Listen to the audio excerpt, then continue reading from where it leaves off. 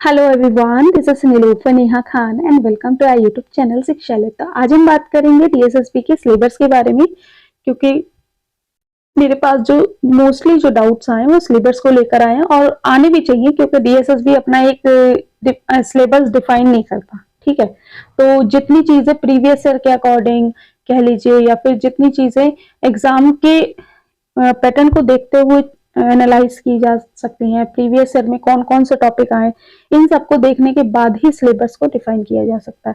ठीक है, तो आपको ये तो पता ही होगा कि आपका जो डीएसएसबी का एग्जाम है वो 2 पार्ट्स में होता है।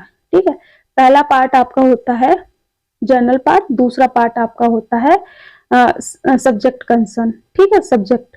तो अगर हम बात करें दूसरे पार्ट पहले पार्ट के बारे में, तो पहला पार्ट जो आपका है उसमें हम बात करते हैं, पहला आपका हिंदी, फिर इंग्लिश, ठीक है, लैंग्वेज आ गए, फिर आपका रीजनिंग, फिर आपका जीए और करंट अफेयर्स।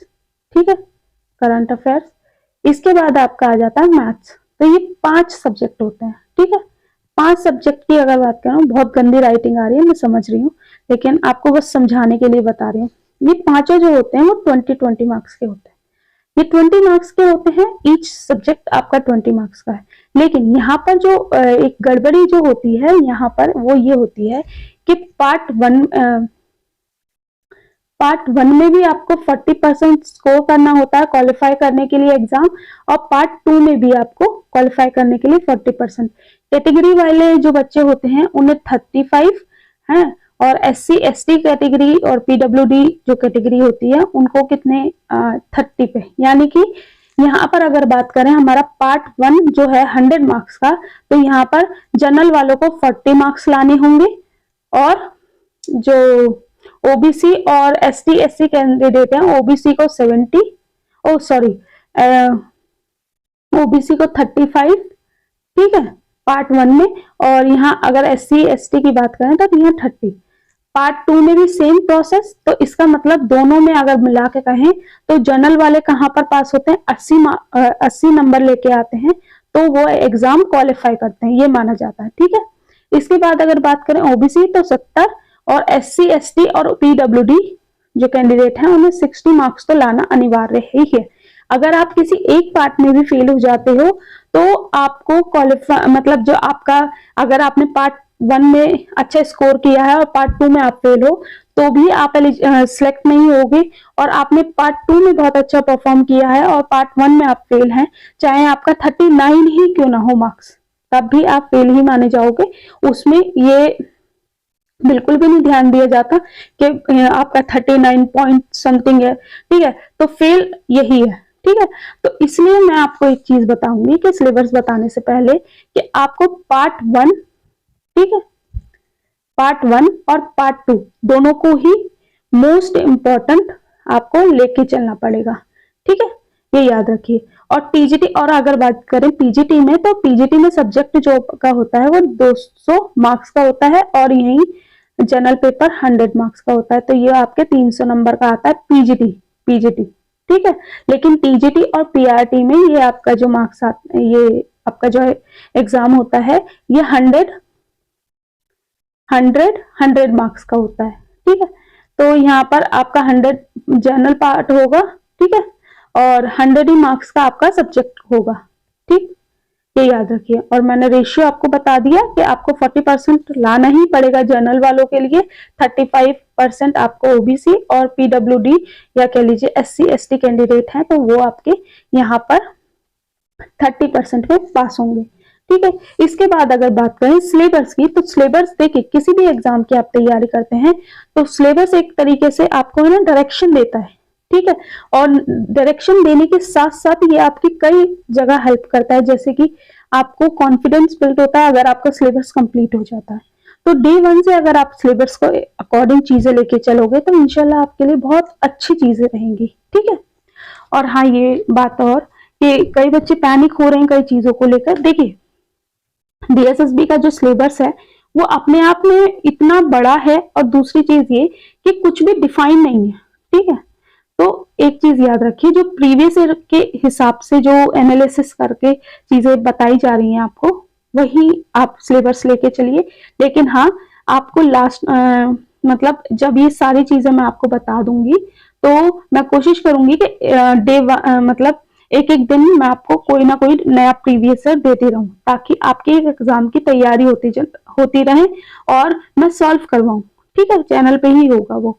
तो आप एक चीज याद रखिए कि जब आप सिलेबस कर लोगे, सिलेबस करने के बाद आप प्रीवियस ईयर देखोगे तो उसमें ये चीज आपको क्लियर हो जाएगी कि आपको चीजें किस तरीके से लेके चलनी है, कौन सा पार्ट इंपॉर्टेंट है और कौन सा पार्ट आप थोड़ा सा नॉर्मली भी पढ़ेंगे तो आपका हो जाएगा। और एग्जाम से पहले प्लीज आप लोगों से रिक्वेस्ट है कि एग्जाम से पहले एटलीस्ट 2 या 3 बार अपना सिलेबस पूरा कंप्लीट कर लीजिएगा। ठीक है, और 10 दिन या 15 दिन पहले एग्जाम से सिर्फ और सिर्फ प्रैक्टिस सेट दीजिएगा। वो कोशिश मैं करूंगी कि आपको क्वेश्चंस मैं प्रोवाइड कर दूं। तो यहाँ पर अगर हम बात करें सिलेबस की, तो देखिए सारा सिलेबस मैं आपको बताऊंगी। ये अभी मैं जो सिलेबस बता रही हूँ वो आपका जनरल पार्ट का है। ठीक है, जैसे कि टीजीटी और पीआरटी, और अगर बात करें आपके और जो सब्जेक्ट्स हैं उन सब्जेक्ट का सब्जेक्ट स्पेसिफिक मैं अलग वीडियो में डालूंगी ताकि आपको चीजें सही से समझ आ जाए। ठीक है, तो यहाँ पर अगर हम बात करें तो सबसे पहले हम बात करेंगे जनरल अवेयरनेस और आपका करंट अफेयर्स। ठीक है, तो इसमें सारी चीजें, सारे टॉपिक्स जो हैं वो अपने आप में काफी लेंदी प्रोसेस है। तो डे 1 से अगर आप आधा घंटा भी करंट अफेयर्स प्लस आपका जीके वाले सेक्शन को देंगे तो आपकी डे 1 से वो चीजें सुधर जाएंगी। और एक बात याद रखिए कि प्रीवियस ईयर पेपर्स जो जनरल अवेयरनेस में जो आपके लास्ट 2-3 सालों से आ रहे हैं करंट अफेयर्स और जीके वाला सेक्शन, वो मैं भी कराऊंगी ताकि आपको एग्जैक्ट पता चल सके कि आपके एग्जाम में किस तरीके की करंट अफेयर्स या फिर कह लीजिए किस तरीके के जीके के क्वेश्चंस पूछे जाते हैं। ठीक है, और होप सो ये चीजें आपके लिए यूजफुल रहें। तो यहाँ पर हम बात करें तो करंट इवेंट पे ध्यान रखिएगा।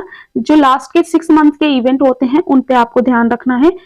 और पॉलिटी हो गया, कॉन्स्टिट्यूशन हो गया, स्पोर्ट्स हो गए, ज्योग्राफी हो गया, इकोनॉमिक, फिर आपका एवरीडे साइंस हो गया,